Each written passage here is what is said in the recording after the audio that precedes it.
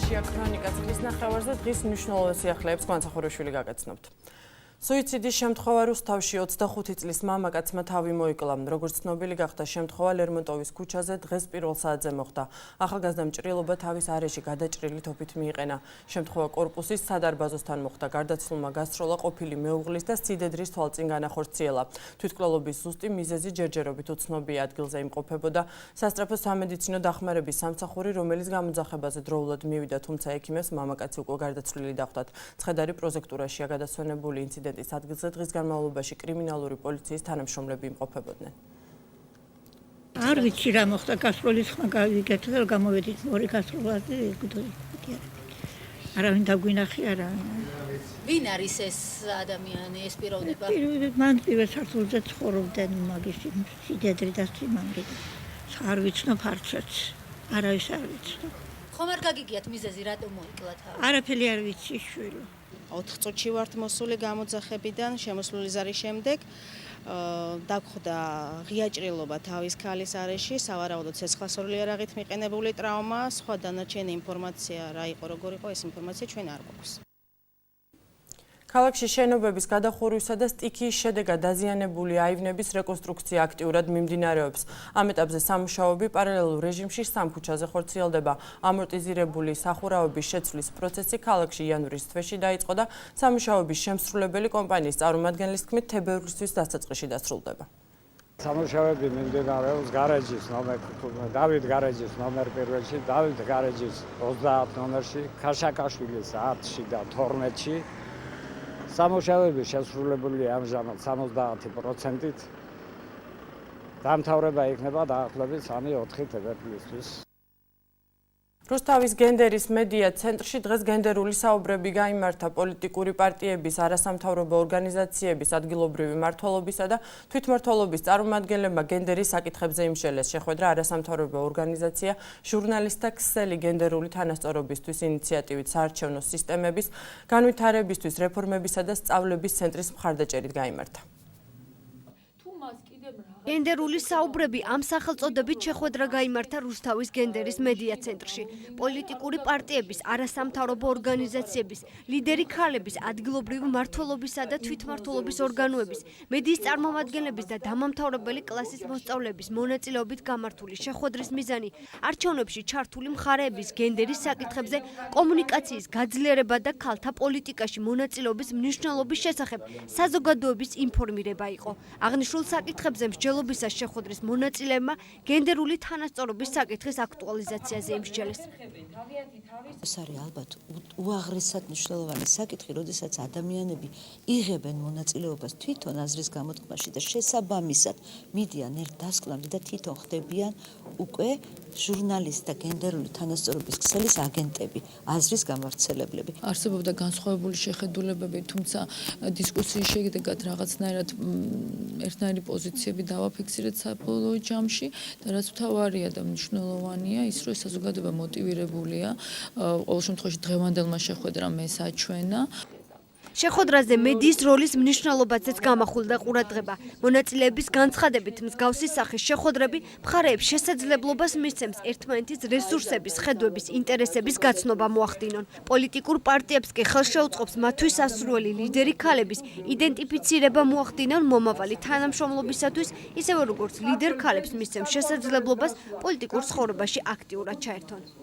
ეს არის ძალიან მნიშვნელოვანი თემა, იმიტომ რომ ჩვენ მართლაც გვაქვს ძალიან სერიოზული პრობლემები, იგივე მენტალური თვალსაზრისით, იგივე რაღაცა გამოცდილებიდან გამომდინარე, რომელიც ხელს უშლის ქალთა პოლიტიკურ მონაწილეობის გაზრდას, ქალის საზოგადოებრივ ასპარეზზე გამოსვლას, ქალის დანიშვნას თანამდებობებზე, რომელიც გადაწყვეტილებას იღებენ. მათ აქტიურობაზეა დამოკიდებული, თუ რამე წარმატებას მიაღწია ხელი შემშლელ ფაქტორებს მე ვერ ვხედავ და თუ ძალიანაც მოისურვებენ და კოტის გატანა უნდათ, პრინციპში ჩათრევას ისო ჩაყოლაჯობია და მათ რა გააჩირებს.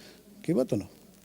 მიიღოს პარლამენტის კანონი. მთავარი მიზეზი და მთავარი მიზანი გენდერული თანასწორობის პრობლემის დაძლევის მოცემულ შემთხვევაშიც აღმოჩნდა ის, რომ ქართველი ხალხის მენტალიტეტიდან უნდა მოდიოდეს, რის შემდეგაც გენდერული თანასწორობა შესაბამისად დაბალანსდება. გენდერული საუბრები პროექტის ერთად გენდერული თანასწორობისათვის ფარგლებში საქართველოს 8 ქალაქში გენდერის მედია ცენტრების ორგანიზებით იმართება. პროექტ ჟურნალისტთა ქსელი გენდერული თანასწორობისათვის საარჩევნო სისტემების განვითარების რეფორმებისა და სწავლების ცენტრის მხარდაჭერით ახორციელებს. აღნიშნული პროექტის ერთ-ერთი მხარდამჭერი ქვემო ქართლის ტელეკომპანია აქედან გამომდინარე გენდერული თანასწორობის აქტუალიზაციის კუთხით გამართული ღონისძიებები ჩვენ საინფორმაციო გამოშვებაში პერიოდულად გაშუქდება. სამოქალაქო კულტურის საერთაშორისო ცენტრმა პოლიტიკური პარტიების წევრებისთვის დღეს ტრენინგი გამართა. შეხვედრა დემოკრატიული ჩართულობის ცენტრში შედგა, რომელსაც რუსთავსა და თეთრი წყაროში არსებული პოლიტიკური პარტიების წარმომადგენლები დაესწრნენ. ტრენინგი მიზნად ისახავს პოლიტიკური პარტიების გააქტიურებას და მათ მიერ საარჩევნო კამპანიის სწორად აგეგმვას. დემოკრატიული ჩართულობის ცენტრში ანალოგიური შეხვედრა ხვალაც გაიმართება. თემატიკა ძირითადად შეეხება საარჩევნო კამპანიის დაგეგმვას, ის საკითხები, რაც მათთვის მნიშვნელოვანია როგორც პოლიტიკური პარტიისთვის და ასევე მეორე დღეს გაიმართება საუბარი უშუალო თვითმმართველობაზე, მოქალაქეთა ჩართულობის ფონზე და პოლიტიკური პარტიების მონაწილეობაზე ადგილობრივ დონეზე მათი მუშაობის გააქტიურებაზე. დღევანდელი ტრენინგი ძალიან მნიშვნელოვანია. საერთოდ ზოგადად აბსოლუტურად ყველა პარტიებისთვის, რადგან ეს წინას საარჩევნოდ ძალიან კარგ შედეგს გამოიღებს. რუსთავში ბალანჩივაძის ქუჩის მიმდებარე ტერიტორიაზე ეკლესიის მშენებლობა მიმდინარეობს. ეკლესიას საძირკველი 5 წლის წინ ჩაეყარა. სამშენებლო სამუშაოები თითქმის დასრულებულია და ამ ეტაპზე გადახურვები მიმდინარეობს. როგორც მრევლი აცხადებს, მშენებლობისთვის თანხები შემოწირულობებითა და რუსთაველების დახმარებით შეგროვდა. ეკლესია, რომელიც წმინდა გრიგოლ ხანძთელის სახელობისაა, უახლოეს მომავალს ეკურთხება. მშენებლობას მიმდინარეობს 5 წელი ჩვენი სახსრებით, შემოწირულობით მრევლის და თვითონ რუსთავის მოსახლეობა, მისაც სურვილი აქვს, ზოგი ცემენტით, ზოგი რაღაცით გვეხმარება. გადახურის სამუშაოებს დაახლოებით დავასრულებთ 4-5 დღეში და გვჩება შიდა სამუშაოების გაკეთება, ელექტროობა, გათბობა, დაშკვაკლა და მოხატვა ტაძრის. საკალათბურთო გუნდი რუსთავი ქორქია საკანდელიძის მემორიალის ფინალურ მატჩში ითამაშებს. ლეგენდარული ქართველი კალათბურთელების სახელობის თასს რუსთავი და შინაგან საქმეთა სამინისტროს აკადემია გაითამაშებენ. სატიტულო ფინალური მატჩი 29 იანვარს ქუთაისის სპორტის სასახლეში გაიმართება. რუსთაველი კალათბურთელების საგულშემატკივრად ფინალურ მატჩს რუსთავის მეტალურგის ქომაგთა კლუბი დაესწრება.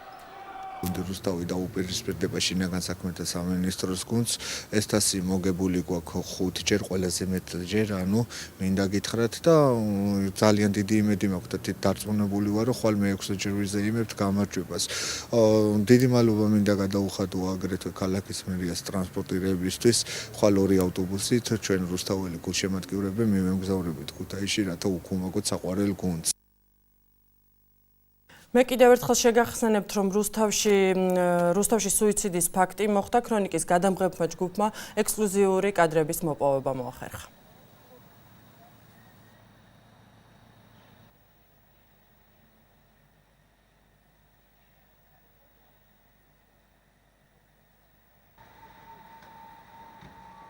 ბაქო-თბილისი ყარსის სარკინიგზო მაგისტრალის ახალქალაქი კარწახის მონაკვეთზე დღეს პირველი სატესტო მატარებელი გაივლის. პროექტის შესახებ საქართველოს პრემიერ-მინისტრმა ირაკლი ღარიბაშვილმა და აზერბაიჯანის რესპუბლიკის ტრანსპორტის მინისტრმა ზია მამედოვმა გამართულ შეხვედრაზე ისაუბრეს. სარკინიგზო მაგისტრალი, რომელიც აზერბაიჯანს, საქართველოსა და თურქეთს დააკავშირებს, ევროპასა და აზიას შორის ეფექტიან და სწრაფ სამგზავრო და სატვირთო გადაზიდვებს უზრუნველყოფს. პროექტის დასრულება 2015 წლის ბოლოს იგეგმება. შინაგან საქმეთა სამინისტროს დეტექტივების სამმართველოს და კონტრტერორისტული დეპარტამენტის თანამშრომლებმა ჩატარებული ოპერატიულ საგამოძიებო ღონისძიების შედეგად 1999 წელს დაბადებული პირი ცეცხლსროლი იარაღის და საბრძოლო მასალის მართლსაწინააღმდეგო შეძენა შენახვის ბრალდები დააკავეს. სამართალდამცველებმა დაკავებული საცხოვრებელი ბინის შრეკისას კალაშნიკოვის სისტემის ავტომატური ცეცხლსროლი იარაღი, 6 მჭიდი საბრძოლო ვაზნები და გადაჭრილი თოფი ამოიღეს. ფაქტთან დაკავშირებით გამოძიება მიმდინარეობს. თბილისში ერთი პირი დავაკავეთ, რომლის ბინის შრეკისას ცეცხლსროლი იარაღები და საბრძოლო მასალა ამოვიღეთ. გამოძიება ცეცხლსროლი იარაღის და საბრძოლო მასალის მართლსაწინააღმდეგო შეძენა შენახვის ფაქტზე მიმდინარეობს. 2015 წელს განათლების სამინისტრომ ინკლუზიური სწავლების ხელშეწყობის პროგრამის ბიუჯეტი გაზარდა. აღნიშნული მიმართულებით არაერთი პროექტი ხორციელდება ამ ეტაპზე მოსწავლეებისთვის უნარების განმავითარებელი დამატებითი სერვისის გაძლიერების მიზნით საჯარო სკოლებში შექმნილ ინტეგრირებულ კლასებს პლანშეტური კომპიუტერები, ხოლო სმენადაქვეითებულ მოსწავლეთა სკოლა-პანსიონებს ინტერაქტიული დაფები გადაეცემათ. ინტეგრირებული კლასები დღეს განათლების მინისტრმა მოინახულა.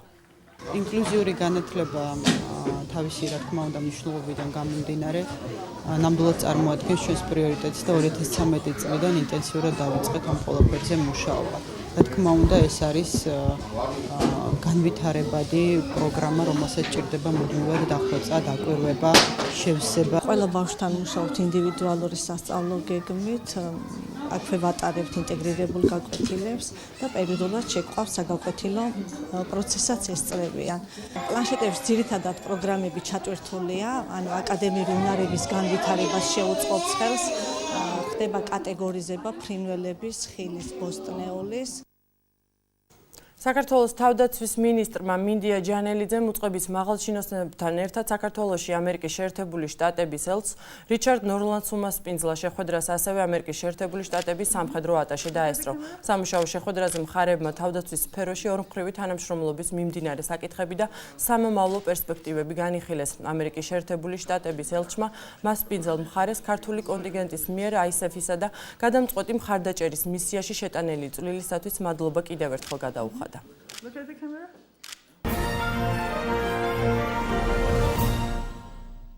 უკრაინაში საბრძოლო მოქმედებები გრძელდება. სეპარატისტები ქალაქ დებელცეოს აღებას ცდილობენ. უკრაინის არმიამ დამატებით სამხედრო ტექნიკის 177 ახალი ერთეული მიიღო. პარალელურად კიევში მობილიზაცია გრძელდება.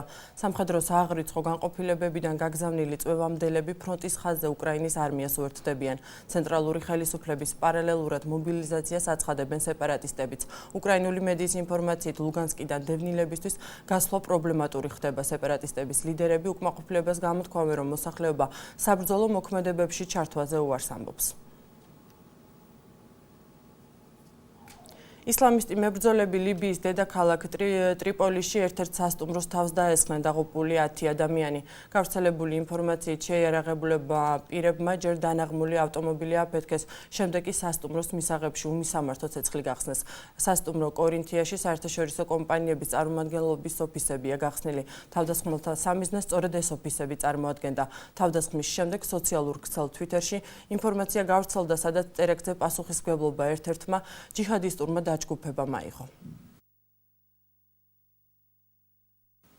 ნიუ-იორკში თოვლიანი ქარბუქის შედეგად მიყენებული ზარალი 200 მილიონს აჭარბებს. ადგილობრივი მედიის ინფორმაციით, ციკლონის პირველი მსხვერპლი 17 წლის ახალგაზრდაა, რომელიც ცრიალის დროს განათების ბოძს შეეჯახა. ქალაქში ტრანსპორტის მოძრაობა შეზღუდულია.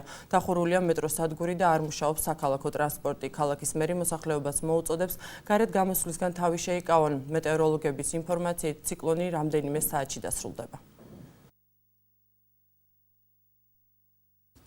და გამოშვების ბოლოს გავიგოთ თუ როგორ ამინდს ვარაუდობენ ხვალ ჩვენს რეგიონში.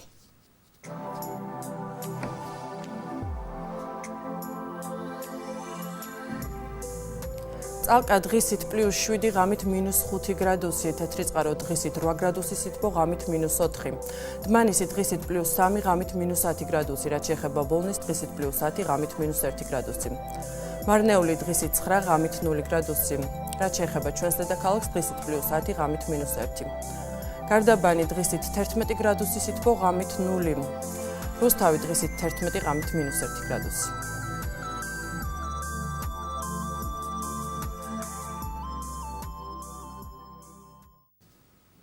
დღეისათვის სულ ეს გახდათ შემწყალთ არსებული ბოლო ინფორმაცია. მე მშვიდობიან ღამეს გისურვებთ, ნახვამდის.